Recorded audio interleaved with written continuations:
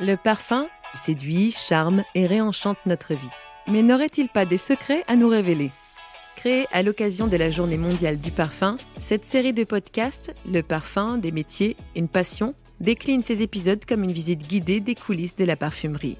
Qu'ils soient experts de matières premières, évaluateurs, verriers, parfumeurs, apprentis parfumeurs, ces femmes et ces hommes passionnés représentent les maillons de la filière parfum. Ils vont vous raconter les secrets de leur métier. Ce podcast est produit par la Fragrance Foundation France, un acteur engagé au service des talents de l'industrie du parfum.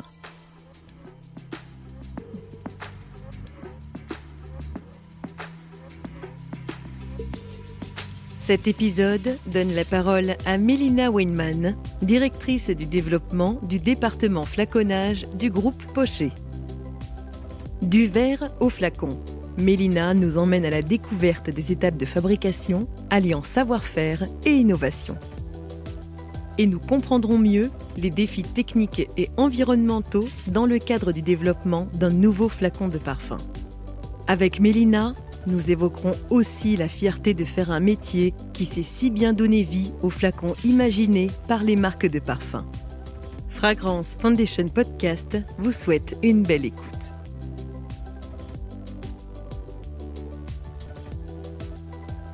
J'ai fait, depuis que je suis toute petite, une collection des miniatures. J'ai gardé tous les flacons de parfum qui ont pu passer devant moi dans mon enfance. Je connaissais pas la verrerie en tant que telle, même si j'ai toujours habité à côté de la cristallerie d'art. Donc je connaissais ce que c'était qu'une verrerie parce que tous mes voisins travaillaient dans une verrerie, mais en tant que telle, j'avais jamais visité une verrerie. Et de la même façon, pour moi, la collection de flacons de parfum, c'était une collection de petites filles, c'était rien. Et c'est en découvrant Pochet, en découvrant ce que c'était qu'une usine avec des fours, avec des gens qui travaillent dessus, que je me suis rendu compte que oui, c'était une vraie passion.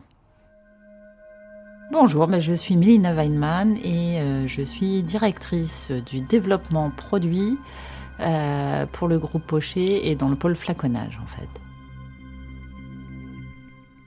Pochet a été créé en 1623, donc on va fêter nos 400 ans l'année prochaine. Alors on n'a pas fait des flacons de parfum pendant 400 ans, mais n'empêche que c'est une société historique qui est restée familiale. Nos clients sont les marques. En général, eux vont travailler avec des designers pour toute la partie créative. Nous, nos interlocuteurs, ce sont des gens techniques comme nous ou des acheteurs. Les clients arrivent vers nous avec ce qu'on appelle des briefs. Alors, dans les briefs, ça peut être une maquette, ça peut être un plan, ça peut être juste un dessin. Et notre rôle va être d'analyser ces éléments pour savoir si c'est faisable, éventuellement faire des contre-propositions. Et puis, à partir du moment où on est tombé d'accord sur ces contre-propositions ou sur les plans, on va faire des plans d'outillage, on va faire des moules, on va faire des essais sur les machines jusqu'à ce qu'on arrive à un flacon qui est validé par le client et qu'on est capable de produire. Et donc, tout ce process-là, c'est le département développement qui en est responsable et qui travaille avec différents métiers d'experts. La créativité, ce sont les clients qui nous l'amènent. Nous, c'est de l'expertise technique. Pour un nouveau modèle pour lequel on développe un nouveau moule, en général, c'est entre 6 mois et 1 an. Alors, ce qui est passionnant dans ce métier-là, c'est que on développe 200-250 nouvelles formes par an. Et chaque modèle, chaque forme recèle son lot de difficultés qu'il va falloir surmonter. Et donc, du coup, à chaque fois, ce sont des challenges. On a la chance d'avoir des équipes qui sont passionnées par ce qu'elles font.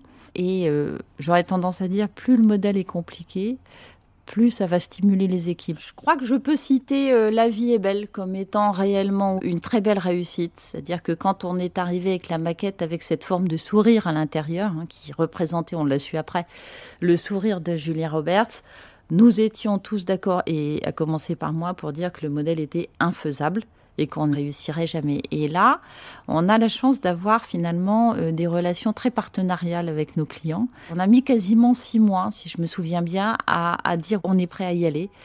C'est un travail qui a été fait avec la marque, bien sûr, avec le designer en direct, où on a travaillé, on a revu, on a trouvé des compromis au niveau de la forme de flacon. On a innové sur certaines parties de moule, sur le mode de production. Et puis, au bout de 6 mois, on a réussi à avoir ce fameux sourire. Et c'est réellement là qu'on est le plus content. Et vous verriez, les équipes, en fait, on est des vrais enfants quand c'est comme ça. C'est-à-dire que quand on arrive à générer un modèle comme celui-là, c'est une vraie fierté qui traverse toutes les équipes. C'est un vrai plaisir. Quand on pense à notre verrier, il faut imaginer une usine qui est une industrie lourde, qui s'apparente pratiquement à l'industrie sidérurgique. L'usine Pochet, c'est 1600 personnes, entre 1600 et 1800. C'est 3 fours en activité et puis c'est entre 11 et 15 lignes en activité sur ces 3 fours. Alors qu'est-ce que c'est une verrerie? Avant tout, c'est des fours. Donc les fours, c'est imaginer des bassins de 70 tonnes de matières premières en fusion à 1500 degrés. Alors pour vous donner une idée, c'est plus chaud que de la lave en fusion, la température. Donc c'est une atmosphère qui est très particulière. Il fait chaud, vous imaginez bien. Il fait un peu sombre. Il y a énormément de bruit. Et puis il y a une odeur aussi très particulière parce que les moules doivent être graissés et la graisse avec la température, ça donne vraiment une odeur qui est très particulière. Et donc, vous avez ces fours-là, et puis chaque four va alimenter des petits canaux qu'on appelle des feeders, en dessous desquels il y a des machines de production. Donc, c'est là qu'on en a, je vous dis, entre 11 et 15 en production. Et puis, il y a une goutte qui va se former, ça va passer dans la machine. Et en 2 minutes, on a un flacon qui ressort. Nous produisons 1 million de flacons par jour. Nous avons environ 600 références actives, ce qui veut dire qu'en gros, on va produire 600 modèles différents chaque année.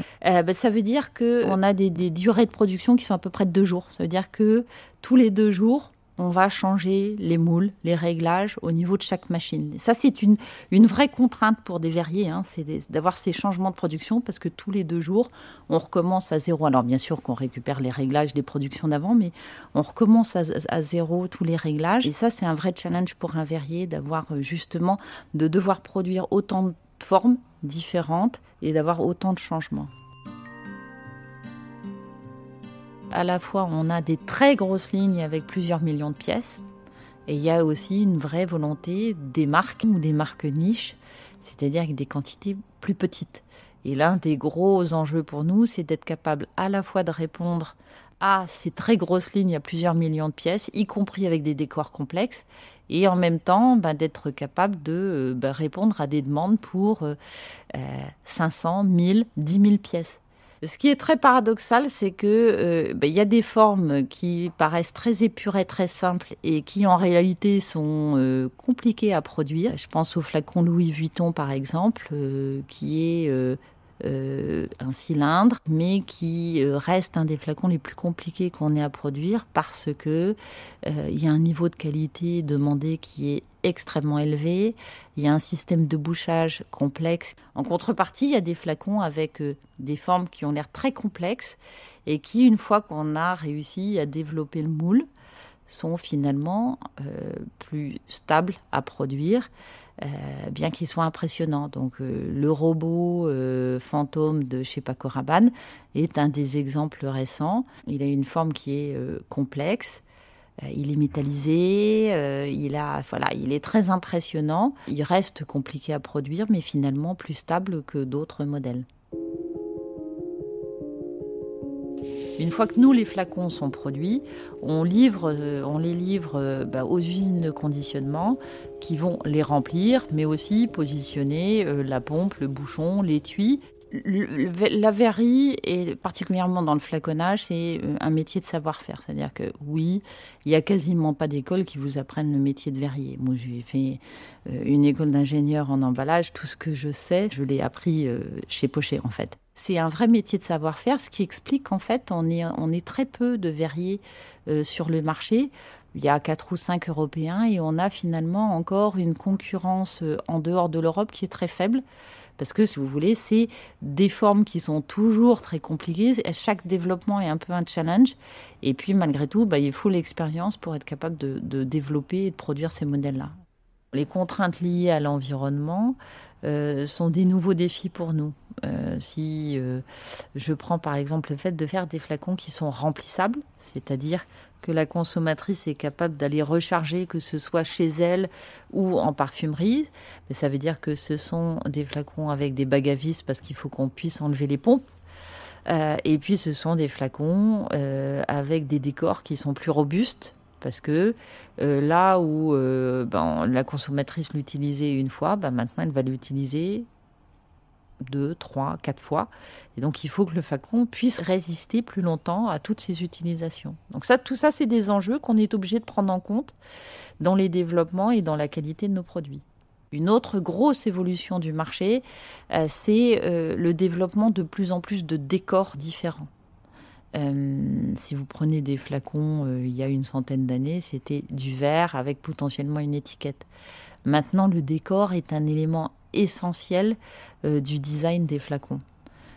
Que ce soit de la métallisation, le collage d'accessoires, du pistoletage, c'est-à-dire de la peinture, du décor, ça fait vraiment partie à la fois du design et du savoir-faire qu'on met en avant auprès de nos clients. Si je devais conclure en un mot, je dirais la passion, la fierté et la capacité à relever des challenges tout le temps. Ce podcast est produit par la Fragrance Foundation France, un acteur engagé au service des talents de l'industrie du parfum. Retrouvez cet épisode sur le site de la Fragrance Foundation France ou sur votre application de podcast préférée.